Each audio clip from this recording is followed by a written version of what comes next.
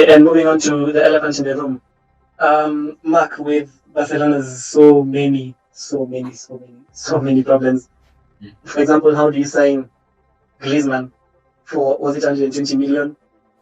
You need to let him go. You let him go on loan with an option, not an obligation, an option to buy for 40 million back to the club which you bought him from. Then you sign Luke de Jong, someone who I don't think he even scored 10 league goals anywhere outside of the Eredivisie, to be your, let's say, your target man, your focal point of the attack. Barcelona just has hundreds and hundreds of problems. Would you like to go into any? Oh, the first one has to be Koeman. And with that statement that he made recently, he said, thanks to me, Barcelona now have a future. I saw that image like 2 days before Barcelona lost 3-0 to Bayern. And there's someone who was tweeted it and I just laughed. Okay, here's the thing about Barcelona.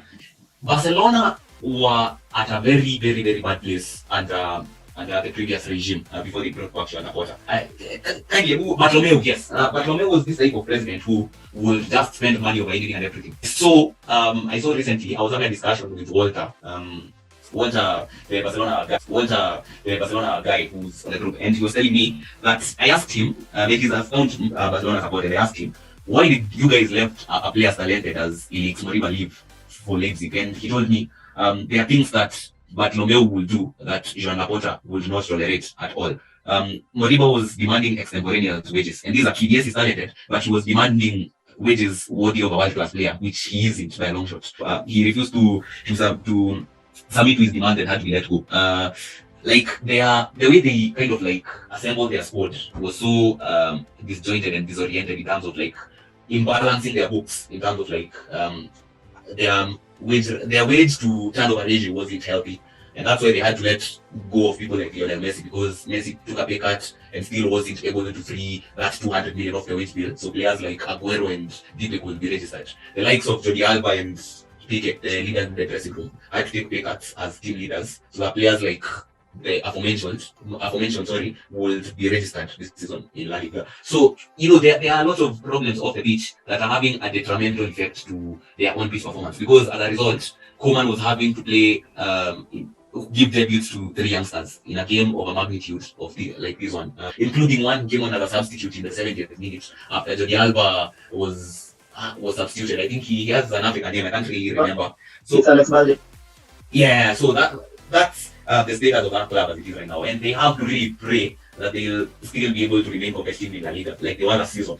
Yes, they missed out of the title after some flaky results against teams like Getafe, and Koeman had come up with a system that nullified their weaknesses and maximized their strengths. Playing this back three formation, this 3-by-2 formation, I think on paper is really balanced, where you can play Busquets, you can play Gerard Piqué in the middle of a back three of Lenglet, giving an option, a left-footed option on the left with Miguez on the right. But last night they played Arajaulo on the right, and the guy who left Man City to join the answer. And then in the middle of the park they played Busquets as a lone 6, as a lone line playmaker with Pedri and FDJ in a side. I think that's the setup he has been going for ever since he took charge of the club, with De Jong holding up the play as a striker, as a target man, and JP playing on the shoulder. And then Sergio Roberto and Jordi Alba are stretching play. I feel like it's balanced, but it's very predictable in the sense that after it worked for a while, they started getting caught out. Like, they started getting, people identified, like Mark was saying earlier, people identified how that system works.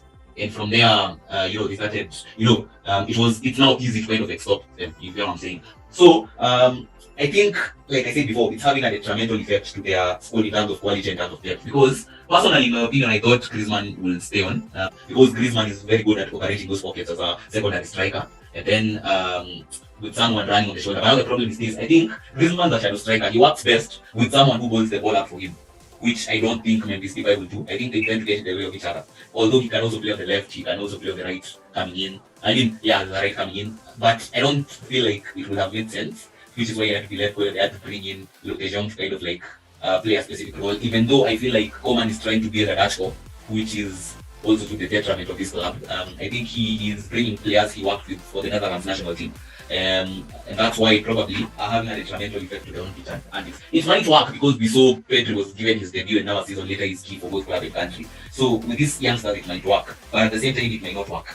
They find themselves in the predicament we were in when the first launched Project Youth, and we were transitioning from the invincible invincibles to the Emirates era, where we had to sell our best players to pay off stadium debts. I feel like they're having to try and balance the books. That's why they're getting rid of players like this. But maybe in 3 or 4 years' time, we might see the effects, because that's what Laporta was brought back into the presidential seat to do. So maybe short term, they're going to have to suffer some pain, Barcelona fans, and have some bumps along the road. But for their sake, they better play it work. But then here's the thing: I don't feel like Ronald Koeman is the right man for a job like this. I feel like, for Arsenal, all the reasons we were stable over the years when we transitioned and we needed to pay off our debts was because Wenger had a clear playing style. And even though some of the youngsters he brought through weren't good enough, the people who I consider the unselectables like the Giroud's, they still had clear instructions and they got the results. The problem with Wenger, why it didn't work towards the end, was because, yes, as much as he had a plan A, he didn't have a plan B. The lack of a plan B came to the detriment of his stay at the club eventually, and that's why he had to leave eventually. But they don't have a manager with the experience and know-how of handling a crisis of the pitches on it, which is my biggest concern in my opinion. But they have to pray that they can stay competitive and get out of this rocky situation, because if they don't, they'll be getting into a situation that AC Milan found themselves in for such a long time, where for like close to 10 years they were these European giants that had become a mid-table Serie A side, but right now they're back. So we have to pray for Barcelona's sake and for their fans' sake that they remain competitive in La Liga and at least get to the latter stages of the Champions League, because this situation they find themselves in, not ideal in my opinion.